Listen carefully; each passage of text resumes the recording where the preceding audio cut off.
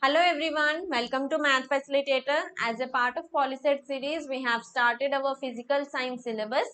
In that, we have completed our first chapter, that is reflection of light on curved surfaces. So today we will discuss few previous year questions based on the first chapter, that is reflection of light. And these questions are taken from three examinations, that is Polyset and TS and AP RJC exam and Triple IT entrance exam. So this session is useful for the students who are preparing for their Polyset entrance exam, as well as for who are preparing for TS and AP RJC exam, and also for Triple IT entrance exam. So let us quickly get into our session. So this is the first question of our session, that is a light ray incident on a plane mirror at an angle 33 degrees. Then what is the angle of reflection? So you all know that angle of incident is equal to angle of reflection, right? So he have given us angle of incident as 33 degrees. So what will be the angle of reflection? It will also be 33 degrees. Look. So the correct option is option B, 33. So let us see the second question.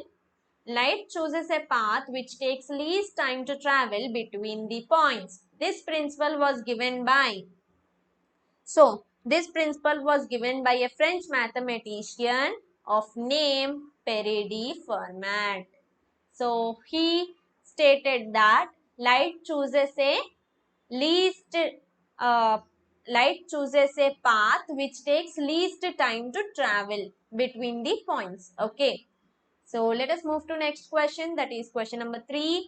Light is a or an dash. So as you all know, light can travel even in vacuum. So it does not require a particular media to travel. So it is called as electromagnetic wave. Hence it can travel in any media. So it can travel anywhere. So hence it is called as electromagnetic waves. Okay. Let us see the next question. The angle of incidence of light ray on a plane surface is 30 degrees. The angle of reflection is. This is same as the first question. Here also he is asking the angle of reflection. So angle of incident is equal to angle of reflection. So we have given the angle of incidence as 30 degrees. So it will be equal to angle of reflection, that is angle of reflection will also be 30 degrees. So the answer is option A, 30 degrees. Okay. Now let us see the fifth question. The principle that tells that light selects the path which takes least time to travel is.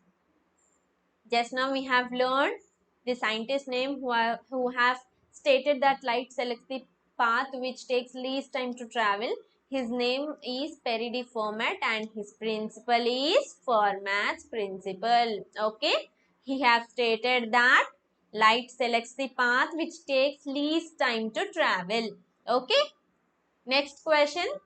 The distance between the pole and the center of curvature is. So, if you consider this is a mirror and this is the center point of the mirror. So, this is the midpoint of the mirror and a principal axis is passing through this midpoint of the mirror. So, if you consider this as a full circle. So, if you consider this as a full circle, then you all know sphere is a part of a circle. So I'm just telling that you assume that this is a full circle now. And so in a circle, what is the radius of the circle? How could you define the radius of the circle? It is nothing but the distance between the center of the circle and any point on the circle, right? You take any point on the circle, but it should be from the center of the circle to that point. That distance is called as radius. So as you can see here, this is the center of the mirror, and we denote the center of the mirror as pole, and it is denoted by a letter P. So this center of circle will become C, and the distance that is the distance from center to the pole is called as radius if you consider this circle. In the same way, the distance from center of curvature, so center of curvature and pole is radius of curvature. Okay, as in the case of circle, this is also same. So the question is between the pole and the center of curvature. So see, the center of curvature, the distance between the center of curvature and the pole is radius of curvature. Okay. So the correct option is option B, radius of curvature. Next question, dentist uses dash to observe teeth. So if you remember the applications of convex and concave mirror, you can easily answer this question. So dentists usually use concave mirror to observe the teeth. Why? Why they use concave mirror? Because it gives a magnified reflection of the mouth, and also a little bit of light is refracting, so concave mirror gives a larger and brighter look of the mouth, hence the doctor, that is the dentist, can examine the teeth clearly. Okay, so we are using a concave mirror. Next question, the nature of image formed by a concave mirror when the object is placed between the mirror and the focus. This also we have discussed in the first chapter, in the characteristics. We have seen this in the characteristics. So let us quickly draw the ray diagram of this. So consider this is a mirror, and this is the center point, that is midpoint of the mirror, and a principal axis is passing through it, and this is focus, and this is center of curvature, and the midpoint of the mirror is called as pole, and it is denoted by P. And in the question he said that when the object is placed between the mirror and the focus, so mirror and the focus, in the sense the object is placed between pole and focus, so we are placing an object between pole and focus. This is a object, and I am denoting the object as O. So a light ray is falling from the object onto the mirror. So this light ray is reflected back through the focus. Okay. And it is reflected back through the focus, and another ray is reflecting back through the center of curvature. Okay. Center of curvature. And if you extend these two rays backwards, okay, like this, if you extend these two rays backwards, then the meeting point of these two rays, that is here it is meeting, so here we are getting a image. Okay, here we are getting a image, and I am denoting the image as I. Okay, so what will be the characteristics of this? It will be virtual and erected. Why it is virtual? Because virtual images are images which cannot be seen on the screen. So we are extending these lines backwards the mirror, and we are we are finding the image. So this image cannot be seen on the screen because it is formed by extending the reflecting light rays. So, and also it is erected in the sense it is upside, it is upright as of the object. Okay, so the correct option is virtual and erected. So you can go in the method like cancelling the options and getting the right option. Okay, so you can see here option A is real and inverted. So is the image is inverted? No, so this is wrong answer, and the image is also not real image, so A is not the option. B, here also it is a real and it is not the option, and it is erected. Okay, this is correct, but It is not a real image. So option B is also wrong. So coming to option C, yes, the image is virtual, but the image is not inverted. It is erected. It is upright as of the object. So option C is also wrong. So we are left over with option D, and this is the correct answer. So you can go in this method also. You can see all the verify all the options, and you will get the right answer. Okay. Let us see the next question, that is ninth question. The radius of curvature of a concave mirror is 50 centimeters. Its focal length is. So, he have given us the radius of curvature and we denote the radius of curvature as r. So, he have given the r value as 50 centimeters, right? So, we have to find the focal length and focal length is denoted by f, okay? So, what is the formula of focal length of a mirror? You all know that f equal to r by 2, right? Focal length is half of the radius of curvature, right? So, formula is f equal to r by 2. So, f equal to 50 by 2, that is we get f equal to 25 centimeters. So, the correct option is option B, 25 centimeters. Okay. Now let's move to next question. The image formed by a concave mirror is virtual, erect and magnified. The position of object is. So this is also the characteristics of the mirror of the image. Okay, this we have observed these characteristics in the theory part, if you remember. So let us quickly draw the ray diagram.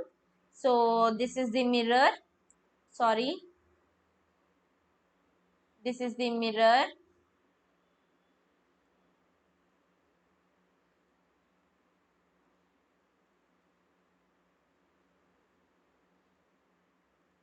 So this is the mirror and this is the midpoint of the mirror. And this is the principal axis passing through the midpoint, that is pole of the mirror.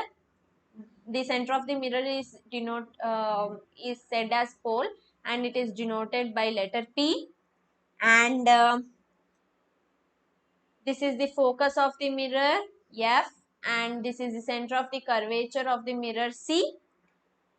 So we are placing a object between pole and the focus.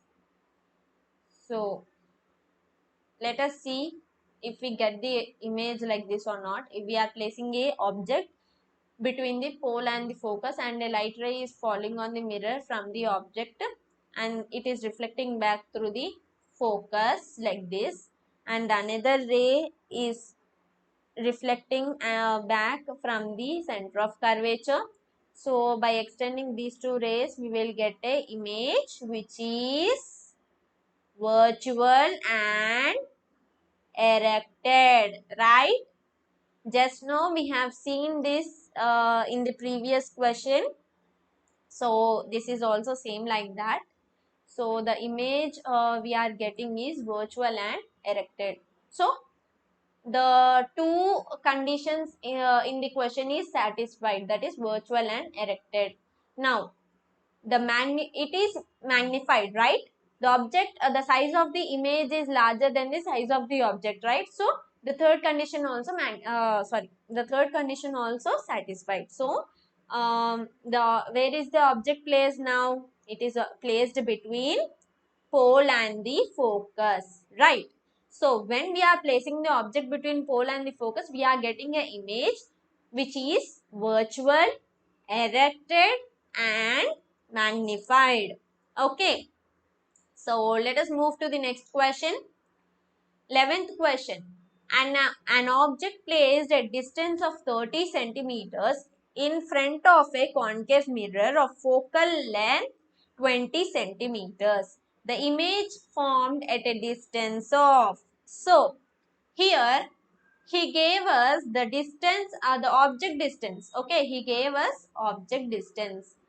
An object placed at a distance. This means this is the object distance. Okay, object distance equal to 30 centimeters. Then he gave us the focal length. Okay, in front of a concave mirror of focal length. So focal length equal to 20 centimeters. So he is saying us to find the image distance. So image distance we have to find.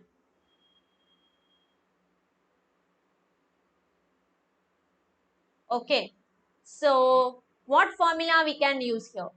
We can use the mirror formula, that is 1 by f equal to 1 by minus v plus 1 by u. Okay. So we have to substitute, let us substitute the values of focal length and object distance u. Object distance is denoted as u and image focal length is denoted as v and image distance is denoted as v. Focal length is denoted as f. Okay. So let us substitute the values. 1 by 20 equal to 1 by, so image distance is not there, so minus v plus 1 by u is nothing but 30. So let us take this 1 by 30 this side. So 1 by minus v equal to 1 by 20 minus 1 by 30. So you will get a answer as 1 by minus v equal to 1 by 60. So minus v equal to 60. So v equal to minus 60 is the answer. So the image distance is minus 60. So option B, minus 60 centimeters is the correct option. It is the correct answer. Okay, minus 60. So let us see the next question.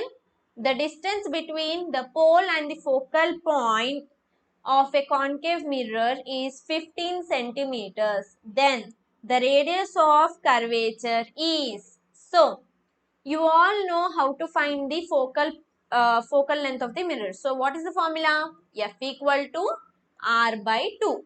So in this question, he have given us the focal point of the mirror, that is 15 centimeters, but he have said us to find the radius of curvature. So we have to make a small change in this formula, that is we have to interchange, that is R equal to F into 2.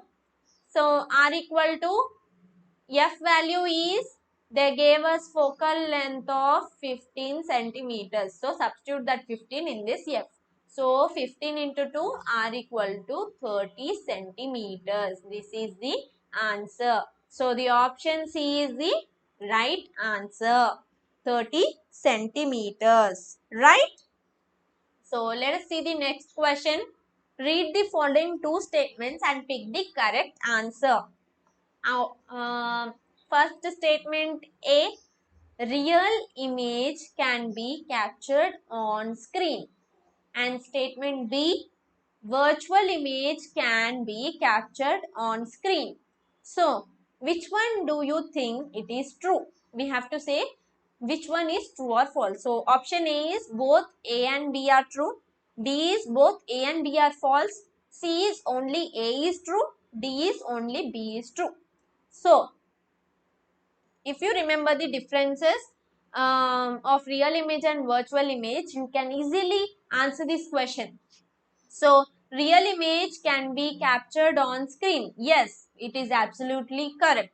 The real images can be captured on screen and they can be seen on the screen because they are formed by reflecting rays.